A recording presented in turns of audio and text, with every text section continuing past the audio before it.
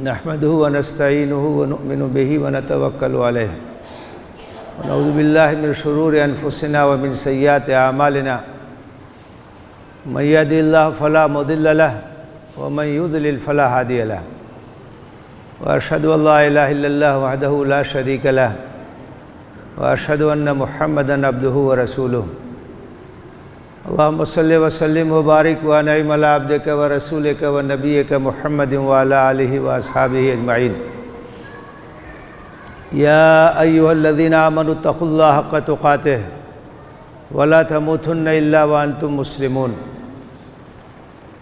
یا ایہا الناس اتقوا ربکم الذی خلقکم من نفس واحدہ وخلق منها زوجها وبث منهما رجالا كثيرا ونساء واتقوا الله الذي تساءلون به والأرحام إن الله كان عليكم رقيبا يا أيها الذين آمنوا اتقوا الله وقولوا قولا سديدا يصلح لكم أعمالكم ويغفر لكم ذنوبكم ومن يطع الله ورسوله فقد فاز فوزا عظيما أما بعد فإن أصدق الحديث كتاب الله وخير الهدي هدي محمد صلى الله عليه وسلم وشر الأمور محدثاتها وكل محدثة بدعة وكل بدعة ضلالة وكل ضلالة في النار أعوذ بالله من الشيطان الرجيم بسم الله الرحمن الرحيم اقرأ باسم ربك الذي خلق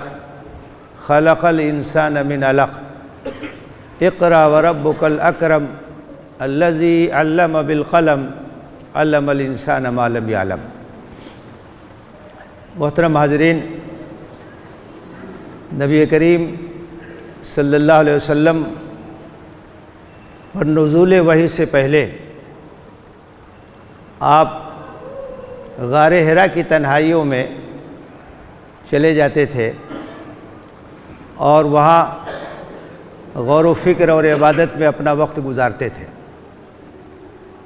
سیرت کی کتابوں میں الفاظ آتے ہیں حبب الیہ الخلا، یعنی خلوت پسندی، تنہائی میں جا کر کے وہاں وقت گزارنا یہ آپ کا معمول ہو گیا تھا۔ زاد راہ توشہ ساتھ لے لیتے تھے اور غار حرا میں چلے جاتے تھے۔ کچھ دنوں کے بعد توشہ ختم ہوتا تھا، پھر آتے تھے اور پھر اثر نو توشہ لے کے چلے جاتے تھے، اور اس طرح سے یہ سلسلہ چلتا رہا۔ گویا ایک طرح سے آپ کو تیار کیا جا رہا تھا اس بڑے بوجھ کو اٹھانے کے لیے جو آپ کے اوپر ڈالا جانے والا تھا۔ نبوت اور رسالت کے مقام پر آپ کو فائز کیا جانے والا تھا۔ آپ نے اپنے سامنے جو سماج دیکھا، جو ماحول دیکھا، مکے میں لوگوں کا جو طرز عمل دیکھا، تو ہر طرف شرک اور بت پرستی تھی اور جاہلیت کے تمام اعمال تھے جن میں لوگ مبتلا تھے۔ ان تمام چیزوں سے آپ شدید بیزار تھے۔ آپ کو حق کی تلاش تھی۔ معاشرے میں جو خرابیاں موجود تھیں ان خرابیوں کو آپ ناپسند کر رہے تھے اور ایسے راستے کی تلاش میں تھے کہ جس کے ذریعے سے سماج کی اس ڈوبتی ہوئی کشتی کو ساحل تک پہنچایا جا سکے، اس کے لیے راہ نجات مل سکے۔ تو آپ تنہائیوں میں وقت گزارتے تھے۔ کائنات کے اندر اللہ تعالیٰ کی جو نشانیاں ہیں توحید کی، خدائے واحد کی، ان نشانیوں پہ غور کرتے تھے اور عبادت میں اپنا وقت عزلت نشینی کے وقت گزارتے تھے۔ اور جب آپ کی عمر 40 برس ہو گئی تب اللہ تعالیٰ نے اپنے فرشتے کو بھیجا۔ رمضان کا مہینہ، حضرت جبریل علیہ السلام غار حرا میں آئے اور وحی کا سلسلہ وہاں سے شروع ہوا۔ ابتدائی آیتیں جو نازل ہوئی وہ سورہ علق کی آیات ہیں جو ابھی آپ کے سامنے پڑھی گئی۔ تو ایک نیا دور وہاں سے شروع ہوتا ہے۔ نبی صلی اللہ علیہ وسلم کو نبوت کے مقام پر فائز کیا گیا۔ حضرت جبریل علیہ السلام غار حرا میں تشریف لائے، انہوں نے آپ سے کہا کہ اقرا،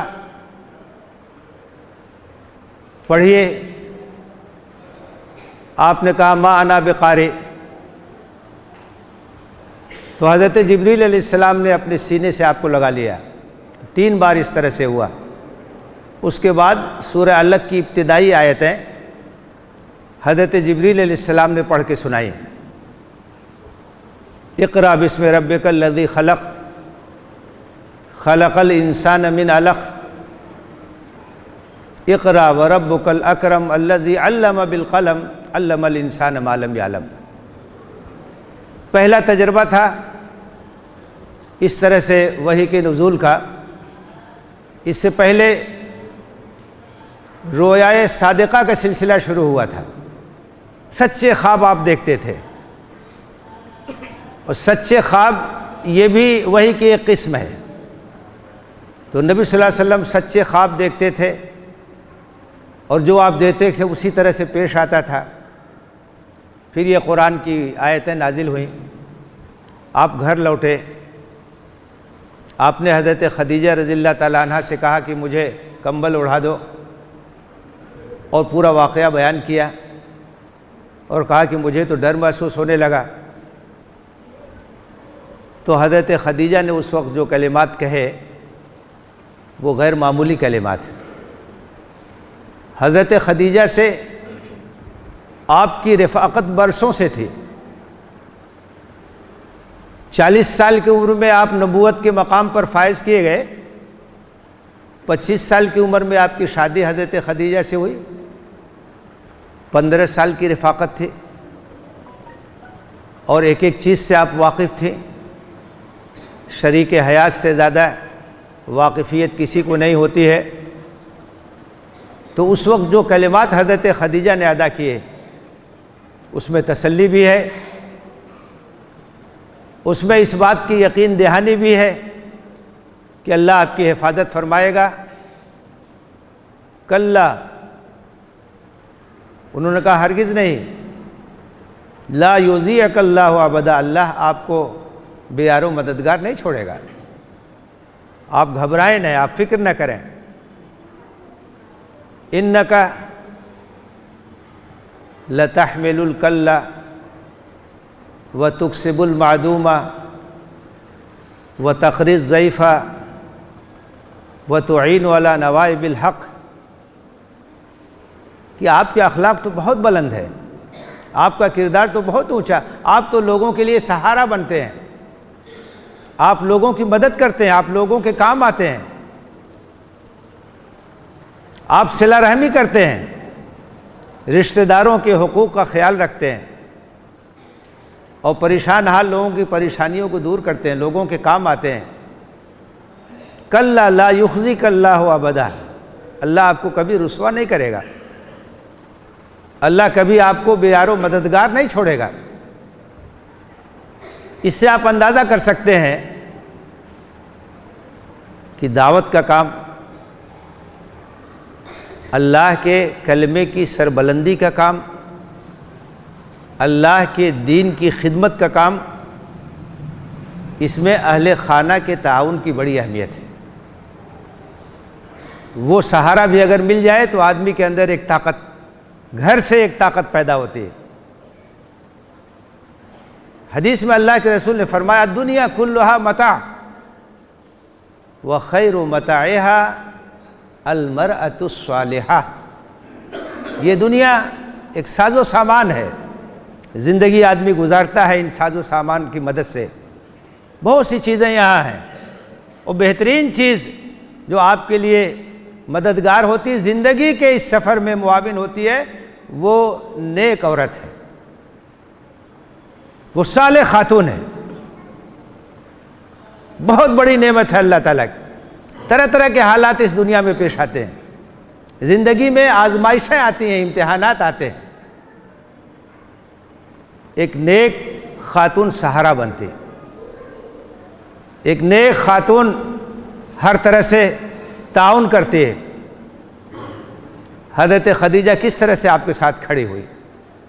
آپ کو معلوم ہے سب سے پہلے ایمان لانے والی حضرت خدیجہ ہے۔ یہ شرف بھی ایک خاتون کو حاصل ہوا، جناب محمد رسول اللہ صلی اللہ علیہ وسلم پر سب سے پہلے ایمان لانے والی حضرت خدیجہ رضی اللہ تعالیٰ عنہ، بڑی فضیلت ہے ان کی۔ ایک بار حضرت جبریل علیہ السلام آئے، انہوں نے کہا کہ اللہ نے خدیجہ کو سلام کہلایا اور جنت میں ان کو گھر کی بشارت دی۔ آپ اندازہ کیجئے کتنا اونچا مقام تھا۔ حضرت خدیجہ ایک دیوار بن کر کے آپ کے ساتھ کھڑی رہی تمام مشکل ادوار میں،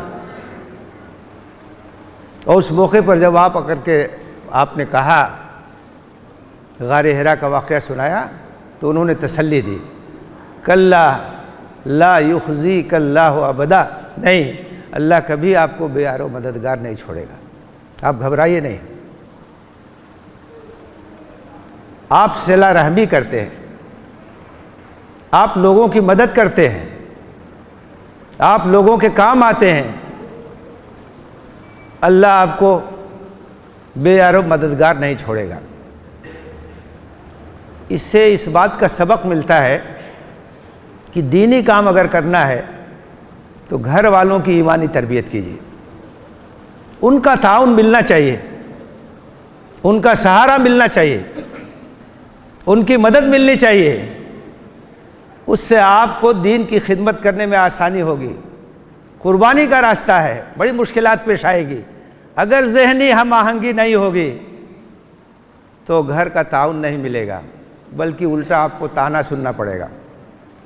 لیکن اگر ذہنی ہم آہنگی ہوگی اور اللہ کے راستے میں کام کرنے کی اہمیت کا اندازہ ہوگا تو ہر طرح کا تعاون ملے گا، ایک سہارا ہوگا، ایک سند ہوگی، ایک دیوار ہوگی جو آپ کے ساتھ کھڑی رہے گی۔ حضرت خدیجہ اللہ کے رسول صلی اللہ علیہ وسلم کے ساتھ ہر دور میں کھڑی رہی، اس لیے آپ ان کو بہت چاہتے تھے۔ حضرت عائشہ کہتے ہیں، حضرت عائشہ تو نکاح بعد میں ہوا، حضرت خدیجہ کے انتقال کے بعد۔ حضرت عائشہ کہتے ہیں کہ جو موجود تھیں اللہ کے رسول صلی اللہ علیہ وسلم کی بیویاں، ان پر مجھے اتنی غیرت نہیں ہوتی تھی جتنی حضرت خدیجہ، اس لیے کہ ان کا ذکر اتنا کرتے تھے اللہ کے رسول صلی اللہ علیہ وسلم کہ کسی کا ذکر نہیں کرتے تھے۔ جب بھی کوئی بات ہو فوراً ان کو یاد کرتے تھے، کوئی ان کا رشتہ دار آ جائے بہت عزت احترام سے بیٹھاتے تھے۔ تو حضرت خدیجہ نے آپ کو تسلی دی۔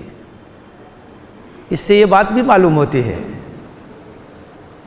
کہ حضرت خدیجہ نے آپ کے کردار کے سلسلے میں، آپ کے اخلاق کے سلسلے میں جو شہادت دی ہے، اس سے اندازہ ہوتا ہے کہ ایک داعی کی حیثیت سے ہمارا اور آپ کا کردار کیا ہونا چاہیے۔ اس میں صلہ رحمی کا ذکر ہے، رشتہ داروں کے حقوق کو ادا کرنے کا ذکر ہے، قرابت داری کو قائم رکھنے کا ذکر ہے، اور لوگوں کی مدد کا ذکر ہے، محتاجوں کی مدد، پریشان حالوں کی مدد۔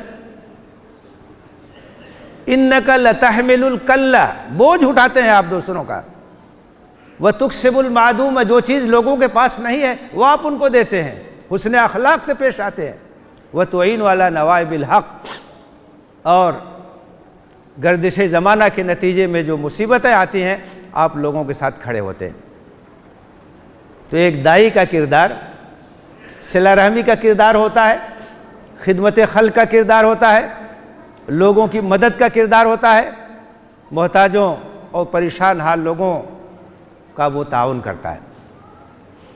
اس کے بعد حضرت خدیجہ نے کہا، ان کے چچا تھے ورقہ ابن نوفل، جنہوں نے نصرانیت اختیار کر لی تھی اور انجیل کا علم بھی تھا ان کو، عبرانی زبان بھی وہ جانتے تھے۔ تو انہوں نے کہا کہ چلیے ہم ان کے پاس چلتے ہیں اور ان کے سامنے پوری بات رکھتے ہیں۔ تو اللہ کے رسول صلی اللہ علیہ وسلم کو ساتھ لے کر ورقہ ابن نوفل کے پاس ہو گئے. اللہ کے رسول نے پوری بات بتائی. وہ بہت کمزور ہو گئے تھے، بڑھاپے کی عمر تھی ان کی، بینائی بھی ان کی چلی گئی تھی. انہوں نے جب پوری بات سنی تو انہوں نے کہا ان ھذا لہو الناموس الذی نزلہ اللہ علی موسیٰ، کہ آپ نے جو ذکر کیا ہے، غار حرا کے جس تجربے کو آپ نے بیان کیا ہے، یہ تو وہی فرشتہ ہے جو حضرت موسیٰ علیہ السلام کے پاس وہی لے کے آئے. آپ تو نبوت کے مقام پر فائز کر دیے گئے. اور اس کے بعد انہوں نے کہا کاش میں اس وقت طاقتور رہتا جب آپ کی تکذیب کرے گی آپ کی قوم اور آپ کو نکال دے گی یہاں سے، آپ کا رہنا یہاں دوبھر کر دے گی. میں اگر اس وقت رہوں گا تو آپ کی مدد کروں گا. لَأَنْصُرَكَ نَصْرًا مُعَزَّرًا، آپ کی پوری مدد کروں گا میں. اللہ کے رسول صلی اللہ علیہ وسلم نے کہا کہ کیا میری قوم کے لوگ، مکہ کے لوگ مجھ کو یہاں سے نکال دیں گے؟ کیا میرا یہاں رہنا دوبھر ہو جائے گا؟ کیونکہ اللہ کے رسول تو بہت چہیتے تھے، مکہ کے لوگ عزت کرتے تھے، صادق اور امین کے لقب سے آپ کو یاد کرتے تھے، آپ کا بڑا احترام تھا.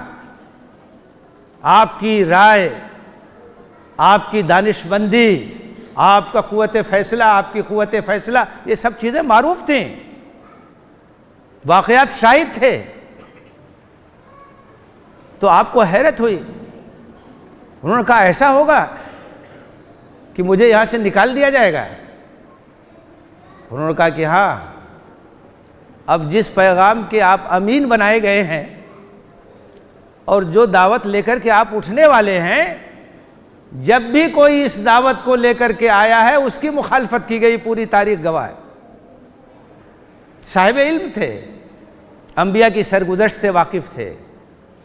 انہوں نے کہا کہ اب آپ جو کام کرنے والے ہیں، آپ کو اللہ تعالیٰ نے جس مقام پر فائز کیا ہے، تو یہ پیغام اور یہ دعوت جب بھی لے کر کے کوئی آیا اس کی مخالفت کی گئی ہے، اس کی قوم کے لوگوں نے اس کی مخالفت کی. تو انہوں نے بتا دیا کہ اس راستے میں مخالفت ہوگی، مزاحمت ہوگی، وہ سب چیزیں ہوئیں. مکے کے لوگوں نے آپ کا رہنا دو بھر کر دیا، وہاں سے ہجرت کا مرحلہ آیا. تو اس سے یہ بات بھی معلوم ہوتی ہے کہ جب بھی آپ پیغام حق کو لے کر کے اٹھیں گے اور توحید کی دعوت بلا کم و کاست اللہ کے بندوں کے سامنے پیش کریں گے اور شرک کی تردید کریں گے، بندگی رب کی دعوت دیں گے اور غیر اللہ کی عبادت سے باز آنے کی تاکید کریں گے، تو آپ کی مخالفت ہوگی، آپ کی مزاحمت ہوگی، آپ کے راستے میں کانٹے بچھائے جائیں گے. اگر لوگ آپ کی مخالفت نہیں کر رہے ہیں، اس کا مطلب یہ ہے کہ دعوت پہنچانے میں کچھ کمی ہے، آپ نے ٹھیک سے پیغام پہنچایا نہیں ہے، آپ نے توحید کے دعوت کو صحیح انداز سے لوگوں کے سامنے پیش نہیں کیا ہے. کسی جبی پہ شکن نہیں ہے، کوئی بھی ہم سے خفا نہیں ہے، بغور شاید پیام میرا ابھی جہاں نے سنا نہیں. جو لوگ شرک میں مبتلا ہیں، جو لوگ بت پرستی میں مبتلا ہیں، جو باطل پرستی میں مبتلا ہیں، جب آپ حق کا پیغام ان کے سامنے پیش کریں گے، خدائے واحد کے سامنے اپنے سر کو جھکانے کی بات کریں گے، غیر اللہ کی عبادت کو ترک کرنے کی بات کریں گے اور جو باطل الہ ہیں ان کے اوپر تنقید کریں گے، تو کیسے اس کو کوئی برداشت کرے گا؟ مخالفت ہوگی، مزاحمت ہوگی، مکے کے مرحلے پیش آئیں گے، شیب ابی طالب کا مرحلہ پیش آئے گا، طائف کی وادیوں سے گزرنا ہوگا، حبشہ ہجرت کرنی ہوگی، اپنا مالوف وطن ترک کرنا ہوگا، یہ سب ہوگا. لیکن کب ہوگا؟ جب صحیح معنوں میں آپ حق کے امین، اس کے علمبردار ہوں گے، اس پیغام کو لے کر کے اٹھیں. جو ابتدائی آیات ہیں سب سے پہلے جو نازل ہوئی ہے سورہ الگ کی آیتیں، ان آیتوں میں کیا بات کہی گئی ہے؟ اقرا بسم ربک الذی خلق۔ اقرا کے معنی صرف پڑھنے کے نہیں آتے ہیں، پڑھ کر سنانے کے بھی آتے ہیں، اور یہاں اسی معنی میں ہے یہ، کیونکہ اب یہ ایک کتاب دی جا رہی ہے آپ کو۔ قرآن کیا ہے؟ ایک دعوت ہے، ایک پیغام ہے، ایک میسج ہے، توحید کی دعوت ہے، خدا واحد کی بندگی کی دعوت ہے، اللہ سے اپنے تعلق کو مضبوط کرنے کی دعوت ہے، اور غیر اللہ کو چھوڑنے کی دعوت ہے۔ تو جو بات کہی گئی ہے وہ یہ ہے کہ اسے پڑھ کے سنائیے۔ اب آپ ایک پیغام کے امین بنائے جا رہے ہیں، ایک کتاب کے حامل بنائے جا رہے ہیں، اللہ کے نام سے اسے پڑھ کے سنائیے، اللہ کے اوپر بھروسہ کرتے ہوئے اسے پڑھ کے سنائیے۔ یہ اعلان عام ہے، یہ لوگوں تک پہنچانے کی چیز ہے۔ ھذا بلاغ للناس، یاد رکھیے قرآن نے اپنے بارے میں یہ اعلان کیا ہے کہ یہ قرآن ایک پیغام ہے تمام انسانیت کے لیے، سارے انسانوں کے لیے، ایک میسج ہے، ایک سندیش ہے، ایک پیغام ہے ساری انسانیت کے لیے۔ اسے لوگوں تک پہنچانا ہے، اسے لوگوں کو پڑھ کے سنانا ہے، اس کی تبلیغ کرنی ہے، اس کی دعوت دینی ہے۔ اور وہی بات یہاں کہی گئی، اقرا بسم ربک الذی خلق۔ اپنے اس پروردگار کے نام سے اس پر بھروسہ کرتے ہوئے اس کو پڑھ کے سنائیے، اس کا اعلان عام کیجئے جو خالق کائنات ہے، چونکہ وہ خالق کائنات ہے، وہی اس کائنات کا مالک ہے، وہی اس کائنات میں حکمرانی کا حق رکھتا ہے، قانون دینے کا حق رکھتا ہے، وہی اس کا حقدار ہے کہ اس کی پرستش کی جائے، اس کی عبادت کی جائے، اس کی اطاعت کی جائے، اور اپنے سر کو اس کے سامنے جھکایا جائے۔ اقرا وربک الاکرم، پڑھ کے سنائیے، اور آپ کا رب بہت کریم ہے۔ الذی علم بالقلم، جس نے قلم کے ذریعے سے سکھایا، علم الانسان ما لم یعلم، اور انسان کو وہ کچھ بتایا جو انسان نہیں جانتا۔ خاص طور سے یہاں قلم کا ذکر کیا گیا ہے، جس میں اس بات کی طرف اشارہ ہے کہ یہ آخری کتاب جو نازل ہو رہی ہے، یہ رہتی دنیا تک انسانوں کے لیے سرچشمہ ہدایت ہے، اس لیے اس کی حفاظت کا ہر طرح سے انتظام کیا جائے گا۔ یہ سینے میں بھی محفوظ ہوگی اور قلم کے ذریعے سے اس کو لکھا بھی جائے گا۔ چنانچہ آپ جانتے ہیں جب بھی کوئی وحی نازل ہوتی تھی، اللہ کے رسول صلی اللہ علیہ وسلم کاتبین وحی کو بلاتے تھے، اسے لکھواتے تھے۔ تو قرآن سینے میں بھی محفوظ ہو رہا تھا اور سفینوں میں بھی محفوظ ہو رہا تھا، وہ لکھا بھی جا رہا تھا، اس کی کتابت بھی ہو رہی تھی۔ یہ آخری کتاب ہے اور ہدایت کا آخری سرچشمہ ہے۔ قرآن اگر محفوظ نہیں رہے گا تو انسانوں کو کہیں سے ہدایت نہیں مل سکتی، قیامت تک کے لیے اسے محفوظ کر دیا گیا۔ اس لیے خاص طور سے یہاں قلم کا بھی ذکر کیا گیا۔ تو میرے بھائیوں، میرے بزرگوں، اللہ کے رسول صلی اللہ علیہ وسلم کو جس مقام پر فائز کیا گیا، جو ذمہ داری دی گئی، اس کی نزاکتوں سے بالکل ابتدائی مرحلے ہی میں آگاہ کر دیا گیا، اور اللہ کے رسول کے امتی ہونے کی حیثیت سے ہماری اور آپ کی بھی ذمہ داری ہے کہ ہم بھی اس قرآن کے امین بنیں، اس کے علمبردار بنیں، اس پیغام کو لوگوں تک پہنچانے کی جد و جہد کریں، اس کی کوشش کریں، اور اس کے لیے وہ کردار پیدا کریں، وہ اخلاق پیدا کریں جو کہ داعی کے اندر ہونی چاہیے، جو صفات اور جو اللہ کے رسول صلی اللہ علیہ وسلم کے اندر بطرز عتم موجود تھی، وہی ہمارے لیے اسوہ ہے، وہی ہمارے لیے مشعل راہ ہے۔ اللہ تعالی ہمیں اپنے اس مقام اور منصب کو سمجھنے کی توفیق دے، اس پیغام کو عام کرنے کی توفیق دے، اس کے تقاضوں کو مطابق اللہ ہمیں اپنے آپ کو ڈھالنے کی توفیق دے، آمین۔ وآخر دعوانا ان الحمدللہ رب العالمین۔ اقول قولی ھذا واستغفر اللہ لی ولکم اجمعین فاستغفروہ انہ هو الغفور الرحیم۔